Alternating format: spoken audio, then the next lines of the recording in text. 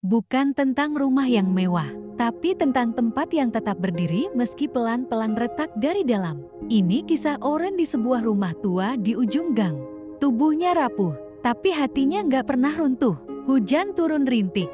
Rumah tua ini rapuh, tapi belum runtuh. Di dalamnya, ada Oren bertahan dengan tubuh yang sering dianggap kalah. Padahal belum menyerah.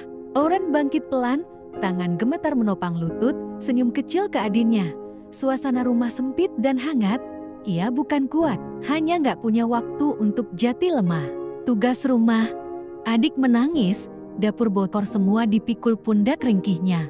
Bukan karena dia ingin, tapi karena tak ada yang lain.